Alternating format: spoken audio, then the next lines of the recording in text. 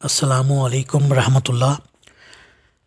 سورہ آل عمران مدنی صورت، تیسرے سپارے کا 11واں رکوع، آیت نمبر 23 سے 24۔ اعوذ باللہ من الشیطان الرجیم، بسم اللہ الرحمن الرحیم۔ الم تر الی الذین اوتوا نصیبا من الکتاب یدعون الی کتاب اللہ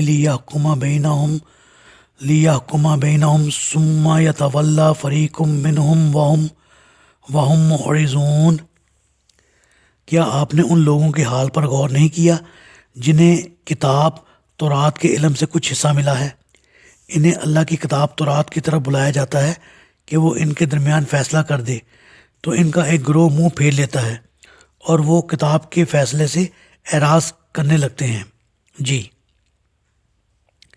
اس آیت میں اوتو نصیبا من الکتاب سے مراد یہود کے وہ علماء ہیں جو تورات کا کچھ نہ کچھ علم رکھتے تھے، لیکن علم کے باوجود کتاب اللہ کے احکام میں تحریف ان کی عادت ثانیہ بن چکی تھی۔ تورات میں شادی شدہ زانی مرد اور عورت کے لیے واضح طور پر رجم کا حکم موجود تھا۔ پہلے تو ان علماء نے یہ کام کیا کہ جب کوئی شریف اور مالدار یا معزز آدمی زنا کا مرتکب ہوتا تو مختلف شرعی ہیلوں سے اس کی سزا کو ساقط کر دیتے اور کمزور آدمی پر حد جاری کرتے۔ بعد میں انہوں نے سب طرح کے لوگوں کے لیے ایک درمیانی راہ نکالی اور طے یہ کیا کہ زانی کی سزا ہی ایسے مقرر کی جائے جو سب کے لیے یکساں ہو، اور وہ سزا یہ تھی کہ زانی مرد ہو یا عورت، چھوٹا ہو یا بڑا، اس کا منہ کالا کر کے گدھے پر سوار کر کے اسے بستی کے گرد پھیرایا جائے۔ ایک دفعہ دور نبوی میں یہ واقعہ ہوا کہ ایک مالدار یہودی نے ایک یہودن سے زنا کیا۔ یہ دونوں شادی شدہ تھے۔ ان کا مقدمہ عدالت نبوی میں پیش ہوا۔ ان کی غرض یہ تھی کہ شاید اس طرح یہ زانی رجم سے بچ جائیں گے۔ آپ صلی اللہ علیہ وسلم نے یہود کے علماء سے پوچھا، تم اللہ کی کتاب میں ایسے لوگوں کے لیے کیا سزا پاتے ہو؟ وہ فوراً کہنے لگے کہ ہم تو ان کا منہ کالا کر کے انہیں گدھے پر سوار کر کے پھراتے ہیں۔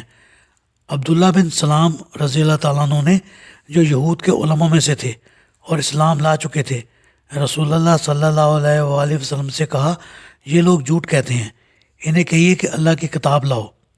چنانچہ تورات لائی گئی۔ پڑھنے والے نے رجم کی آیت پر ہاتھ رکھ کر اسے چھپا دیا اور آگے پیچھے سے پڑھنے لگا۔ عبداللہ بن سلام کے کہنے پر رسول اللہ صلی اللہ علیہ وآلہ وسلم نے ان سے ہاتھ اٹھانے کو کہا تو نیچے رجم کی آیت تھی۔ اس طرح جب ان علماء کی چوری پکڑی گئی تو ازراہ ندامت وہاں سے اٹھ کر چلتے بنے۔ اس آیت میں ایسے ہی یہودی علماء کا کردار بیان ہوا ہے۔ اب مقدمے کا فیصلہ ابھی باقی تھا، چنانچہ آپ صلی اللہ علیہ وآلہ وسلم نے اس یہودی اور یہودن کو سنگسار کروا دیا۔ یہ واقعہ متعدد صحیح احادیث میں مذکور ہے۔ ذالک بأنہم قالوا لن تمسنا النار الا ایاما معدودات وغرہم فی دینہم ما کانوا یفترون۔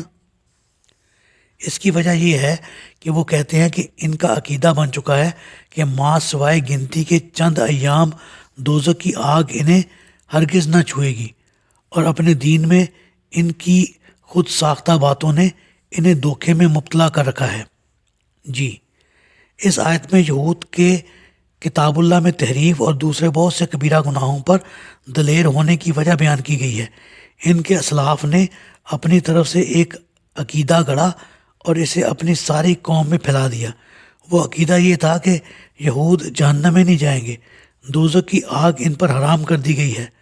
وہ اگر دوزخ میں گئے بھی تو صرف اتنے ہی دن دوزخ میں رہیں گے جتنے دن انہوں نے بچڑے کی پرستش کی تھی۔ دوسری بات جو ان میں بطور عقیدہ رواج پا گئی تھی وہ یہ تھی کہ وہ کہتے تھے کہ ہم اللہ کے بیٹے اور چہتے ہیں، کیونکہ ہم انبیاء کی اولاد ہیں، اور اللہ تعالیٰ یعقوب علیہ السلام سے وعدہ کر چکا ہے کہ ان کی اولاد کو سزا نہ دے گا مگر یوں ہی برائے نام قسم کھانے کو۔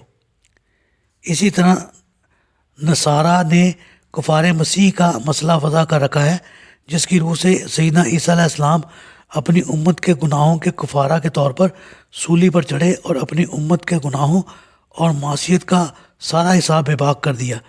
پھر مسلمان بھی اس سلسلے میں پیچھے نہیں رہے۔ ان میں کچھ سید ہیں یا سید بنے ہوئے ہیں جنہوں نے اپنے متعلق یہ مشہور کر رکھا ہے کہ ان کی پشت پاک ہے، لہٰذا انہیں آگ کا عذاب نہ ہوگا۔ کچھ لوگوں نے دنیا میں ہی بہشتی دروازے بنا رکھے ہیں کہ جو کوئی ان کے نیچے سے گزر گیا وہ ضرور بہشت میں جائے گا، اور کچھ لوگ اپنے مشائخ اور پیروں پر تکیہ لگائے بیٹھے ہیں، خواہ وہ زندہ ہوں یا فوت ہو چکے ہوں، وہ ان کی شفاعت کر کے انہیں اللہ کی گرفت سے بچا لیں گے وغیرہ وغیرہ۔ اللہ تعالیٰ سے دعا ہے اللہ تعالیٰ ہمیں آخرت کی تیاری کرنے کی توفیق عطا فرمائے، آمین۔